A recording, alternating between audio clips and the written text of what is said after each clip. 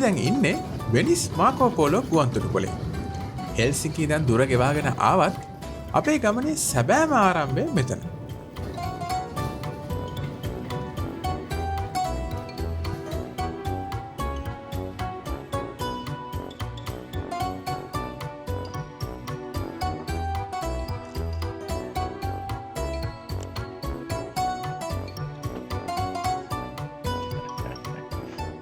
අපිට ඔන්න දැන් කාය ගණන් හම්බුණා.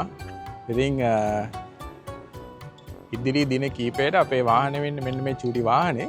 ඉතින් අපි චුට්ටක් දැන් බලමු වාහනේ වටේ කරගිලා මොන හරි ඩැමේජස් තියෙනවද කියලා. කායක පික් කරන තැනින් නම් කිව්වා පොඩි ඩැමේජ් දෙකක් තියෙනවා කියලා සයිඩ් ඩෝ එකේ පිටිපස්සේ. ඉතින් කෝකටත් හොඳයි වීඩියෝ එකක් ගන්න එක. මම දැන් ගිහලා වීඩියෝ එකක් අරන් එන්න. ඉතින් අපි දැන් වාහනේට ඇවිල්ලා තියෙන්නේ. මෙහෙමම අපි යන්න හදන්නේ අපි අද රෑ නවතින තැනට. එහෙනම් අපි හිමීට එතනට ගිහිල්ලා ආයෙත් හම්බෙමු. මගේ අර ගමන් ලස්සන තැනක් තිබ්බොත් පෙන්නන්න.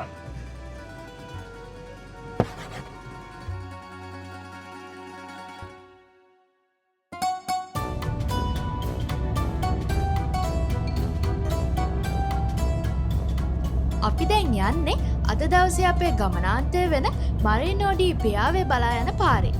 ඉතාලියේ මේ සුන්දර ගම්බද පාරවල් දිගේ යද්දී අපිට හිතුණ මුළු පරිසරයම රත්තරන් පාටින් හැඩ කරගෙන ඉරත් අපිත් එක්කම දවසට සමදෙන්න ලෑස්ති වෙනවා කියලා.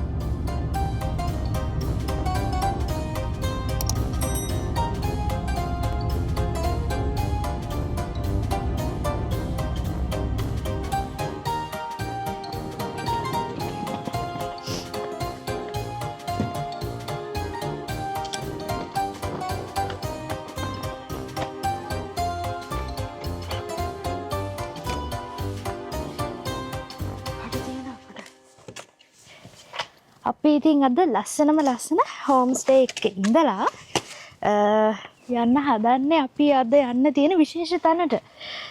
ගොඩක් ලස්සනයි. ඉතින් අපි මේ නැවතිලා හිටියේ වෙනිස් වල ඉඳන් හරියටම පැයක විතර දුරක් තියෙන තැනක. ඉතින් අපි තව පැය දෙකමාරක විතර දුරක් ගිහිල්ලා තමයි මේ ලස්සන කඳුපන්තිය බලන්නේ. ෆින්ලන්ඩ් වගේ නෙවෙයි. මේ හරිම සනී, හරිම ලස්සනයි. ඊට හොඳට පායලා තියෙනවා. ඉතින් අපි ජැකට් එහෙම අරන් ආවට වැඩක් නෑ ජැකට් වලින් නේද සුදු. එහෙනම් බඩු ටිකත් ඔක්කොම දාගත්තා. අපි යමු අපේ ලස්සන ගමනාන්තයට.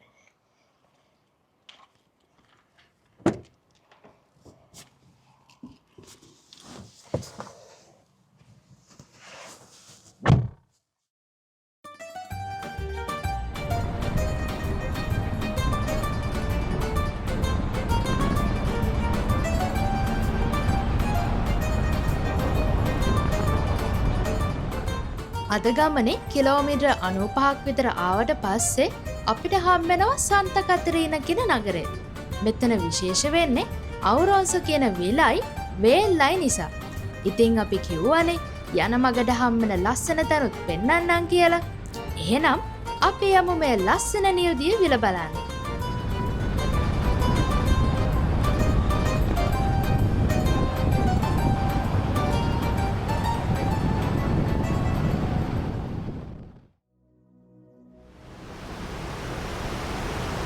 අපි දැන් ඉන්නේ අවුරොන්සෝ වැවේ වේල්ල උඩ. මේක මීටර් 55ක් විතර උසයි. අපිට මේ ඈතින් පේන්නේ අවුරොන්සෝ වැව. මේ වතුර මෙච්චර නිල් වෙලා තියෙන්නේ ඩොලොමයිට්ස් කඳු මුදුන් වල තියෙන ග්ලැසියර් දිය වෙලා එන වතුර නිසා වැවේ පතුල හුණුගල් වලින් ආවරණය වෙලා තියෙන නිසා කියලා තමයි කියන්නේ.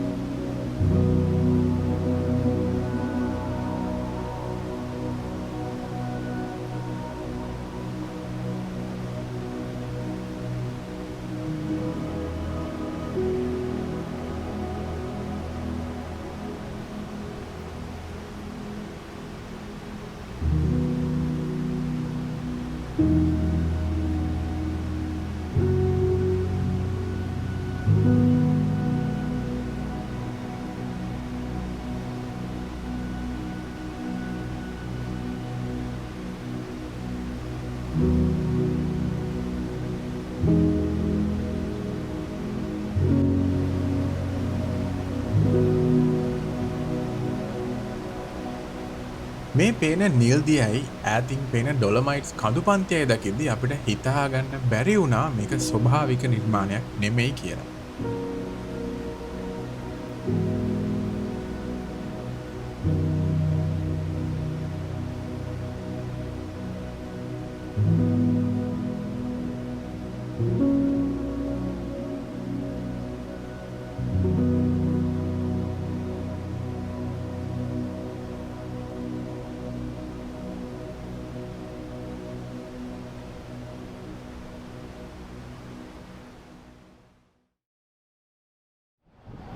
පවුරොන්සෝ වැව බලලා අපි වැඩිදුරක් යන්න කලින්ම ආවා ඩොලොමයිට්ස් කලාපේ පාමුලට. දැන් ඉතින් පරිස්සමට මේ වංගු පිරිච්ච පාරවල් දිගේ ගිහින් අපේ අද දවසේ ගමනාන්තයට ය아가න්න ඕනේ. තව අපිට තියෙන්නේ කිලෝමීටර් 30ක් විතර. හැබැයි මේ ටික තමයි අපිට නම් ගමනේ ලස්සනම කොටස. මේ පාරවල් දිගේ යද්දී ලංකාවේ කඳුකරේ ලස්සන පාරවල් මතක් වුණු වාර ගාන නම් අනන්තයි. විශේෂත්වය කියන්නේ කඳුකරේ වුණාට කඳුත් එක්කම ජනාකීර්ණුණු ලස්සන කඳු නිම්නත් හුඟක් තියෙනවා.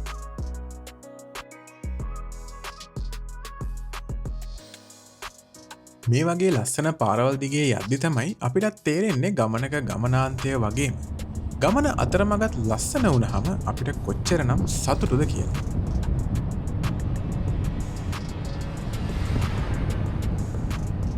ඉතින් අපිත් තාම අතරමඟනේ. අපි මේ ඉක්මන් කරලා යන්නේ දවල් වරුව ඉවර වෙන්න කලින් මුහුදු මට්ටමේ ඉඳන් මීටර් 2300ක් උඩ තියෙන ත්‍රෙචිමේ වලට යන්න.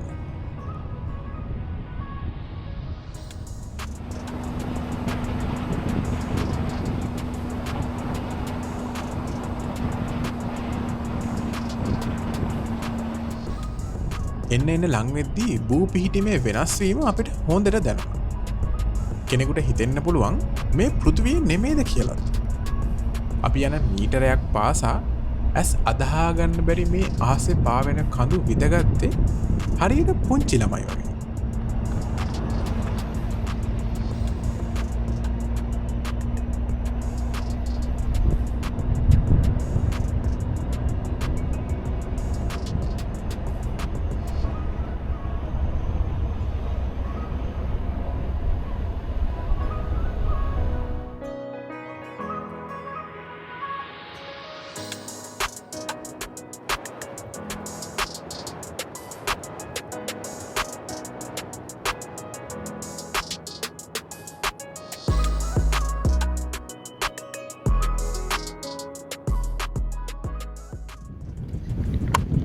ඔන්න ගොඩක් දුර ගමනකට පස්සේ අපි ඇවිත් ඉන්න අපේ ගමනාන්තයට. ඉතින් මෙතනට කියන්නේ ත්‍රෙසිමේ කියලා. මෙතන තියෙන ලස්සන ලොකු කඳු තුනක් එකට. ඉතින් මේක ඇල්ප්ස් නෙමෙයි. අපි මේ ගැන විස්තරයක් අපි යන ගමන් කියන්න. මේකේ කොහොමද මේ කඳු හැදුනේ සහ මේ කඳු වල තියෙන විශේෂත්වය. ඉතින් මේ කාපාක් එක ගාවට එනකන් මම හිතනවා ඔයාලා වීඩියෝ එක බලන්න ඇති කියලා. ඉතින් ඒ වංගු ටික ඒ ලස්සන ඒ වටා පිටාව ගොඩක් ලස්සන අපි හිතනවා. ඉතින් ඒක නම් ඇත්තටම ගොඩක්ම බලන්න වටින දර්ශන කීපයක් ඒ ටික. ඉතින් එහෙනම් මෙතනින් ඉස්සරහට අපි දැන් අපේ ගමන කන්ටිනියු කරන්න හදන්නේ. අපි හයික් එකක් යනවා.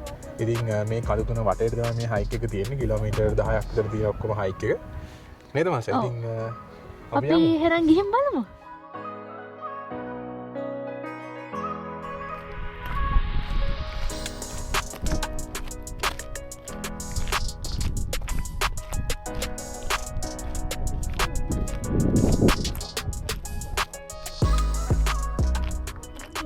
අපි දැන් ඉන්න මේ හයික් එක පටන් ගන්න තැන. මෙතනට කියන්නේ රිෆූජියෝ අවරොන්සෝ කියලා. ඉතින් අපි අපේ වාහනේ පාක් කරලා දැන් මේ ඉස්සරහට ඇවිදන් යනවා.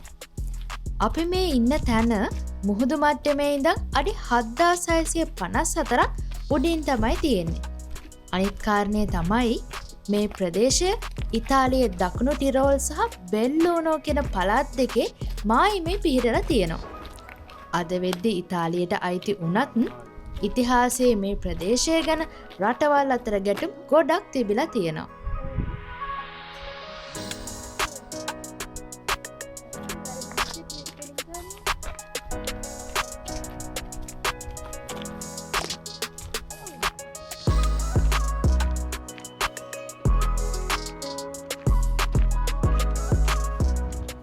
හයික් එකේ මුල් කොටස ටිකක් ලේසි නිසා අපිට හුඟක් පොඩි අය එක්ක පවුල පිටින් මේක බලන්න ආපු අය හම්බුණා. ඉතින් ඔයාලත් පොඩි අය එක්ක එන්න හිතන් ඉන්නවා නම් අනිවාර්යයෙන්ම එන්න. මේ ටික ලේසියෙන්ම ඇවිදන් යන්න පුළුවන්.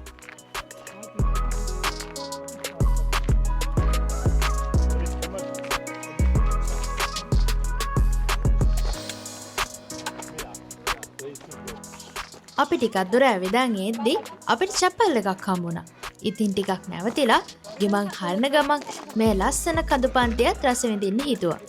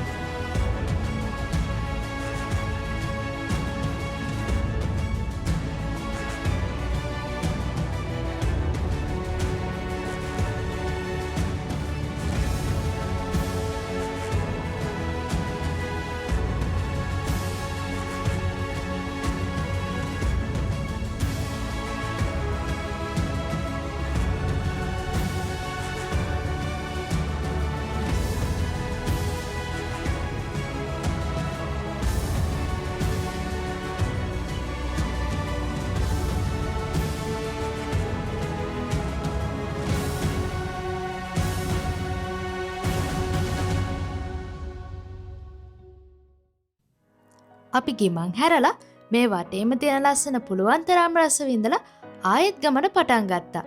ඉතින් තවම අපි හරියටම ගමනේ මුල් භාගෙ තමයි ඉන්නේ. ඒක නිසා අපි ඉක්මනින් යමු.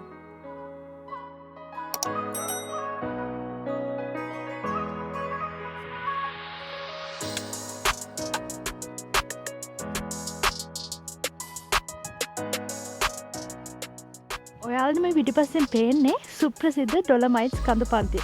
ඉතින් මේ කඳ වටේ අපි යද්දී අපිට ගොඩක් මහන්සි දෙන්න ඕනේ. මහන්සිය නිවා ගන්න තමයි අන්න අර වගේ පේන පුංචි පුංචි හත් හැමතැනම වගේ හදලා තියෙනවා. ඉතින් මහන්සි වුණාම තේ එකක් බීලා ලස්සන කඳ දිහා බලාගෙන රස විඳින්න පුළුවන්. මං හිතන්නේ මේ දවස්වල මේක ඇල්ල නැහැ. මොකද තාම සමර් සීසන් එක පටන් අරන් නැහැනේ. ඉතින් සමර් එක පටන් ගද්දී මේ හත් අරින්න පටන් ගන්නවා. එහෙනම් අපි තව ටිකක් දුර යමු.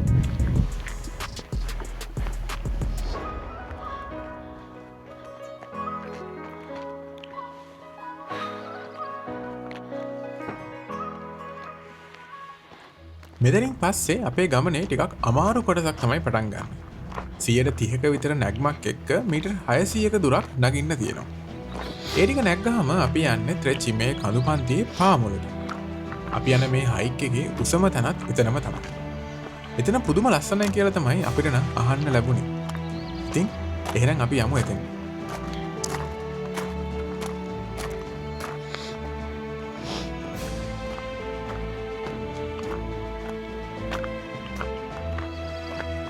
මේ ඔයාලට වටේම පේන ඩොලොමයිට් කඳු හැදිලා තියෙන්නේ අවුරුදු මිලියන 250කට විතර කලින් කියලා දන්නවා. පෘථිවියේ අප්‍රිකානු සහ යුරෝපියානු භූ තැටි දෙක එකට හැප්පිලා මුහුදු පතුල තමයි මේ විදිහට පේන්න රූස්ස ගල් කඳු විදිහට උඩට ඇවිත් තියෙන්නේ. මේ කඳු ඉතින් ඩොලොමයිට් පාෂාණය මුනේ කොහොමද? මුහුදු පතුලේ දැඩි පීඩනය එක්ක කොරල් පරවල කැල්සියම් කාබනේට් මුහුදු වතුරේ මැග්නීසියම් එක්ක එකට මුහු වෙලා තමයි එහෙම වෙලා තියෙන්නේ. 2009 දී ඩොලොමයිට් කඳුකරේ යුනෙස්කෝ ලෝක උරුමයක් බවට පත් කරා. ඒකට හේතුව ලස්සන දර්ශන විතරක් නෙමෙයි. මේ කඳු ලෝකයේ භූ විද්‍යාත්මකව වටිනාම කඳු අතරින් එකක්.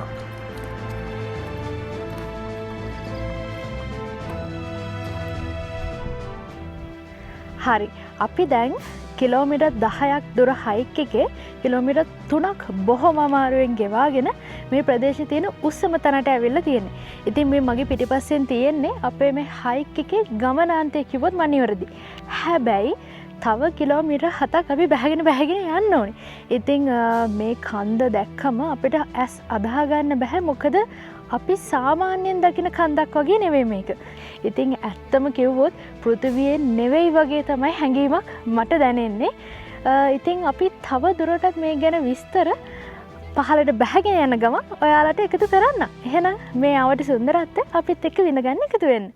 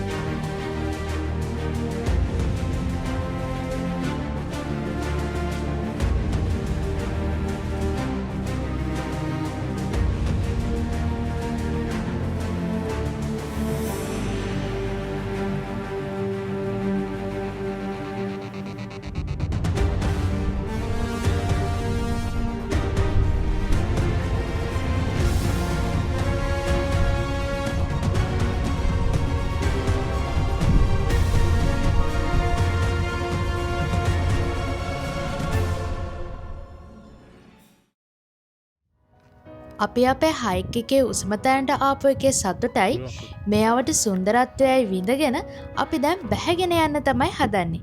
මේ ප්‍රදේශය දැන් නිස්කලංක වුණාට පළවෙනි ලෝක යුද්ධ කාලෙදී ඉතාලිය, ඕස්ට්‍රියාව, හංගේරියාව වගේ රටවල් මේ කඳු අතර සටන් කරලා තියෙනවා. සොල්දාදුවන් මේ කඳු ඇතුලේ බංකර් හදාගෙන ජීවත් වෙලා තියෙනවා. ඒ කාලේ කොච්චර දුෂ්කර ඇතිද කියලා අපිට නම් හිතා ගන්නවත් බෑ.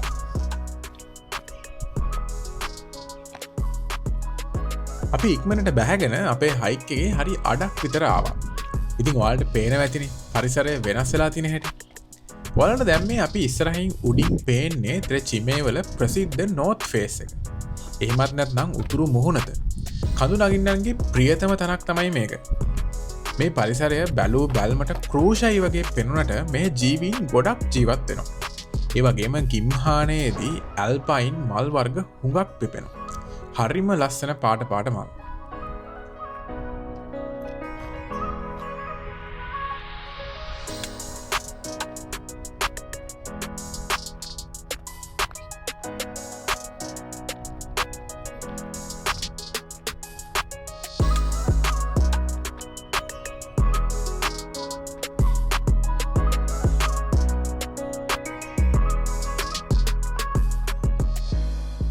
මට නම් මේ හයික් එකේ හම්බුණු ලස්සනම තැනක් තමයි මේක. මහන්සිය සහ මුලින්ම නැති කරන නිස්කලංක කඳු පන්තියකට මුහුණලා තියෙන බංකුවක්. බංකුවක් දැක්ක ගමන් මං වැඩියෙන්ම සතුටු වුණු දවස අද වෙන්නේ නැති කියලා මට හිතුණා.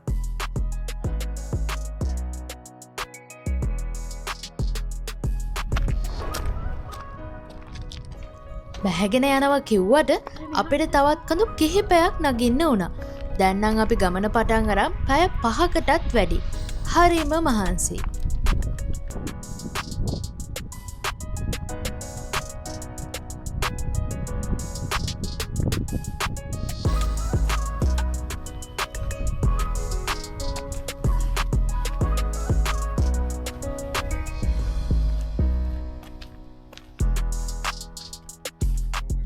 දැන් අපි ගමන 4-3ක් විතර ඇවිත්.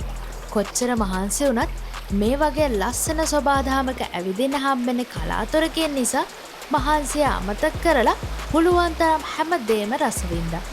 ඒ ගමන් ඔයාලටත් මේ ගමන රස විඳින්න වීඩියෝස් හුඟක් එකතු කරගත්තා.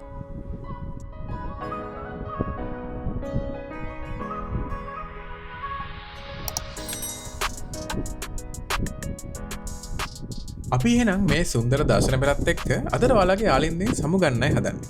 අපේ කාර් එකක් දැන් පේන දුර. අපි ඉක්මනට මේ ගමන ඉවර කරලා හෙට දවසේ මේ ඩොලොමයිට් කලාපේ තවත් ලස්සන තැනක් බලන්න යන ලෑස්ති කරමු. අපි හිතනවා මේ ගමන අපේ වගේම ඔයාලත් ආසාවෙන් රස විඳින්න ඇති කියලා. එහෙනම් අදට අපි ගිහින් එන්නම්.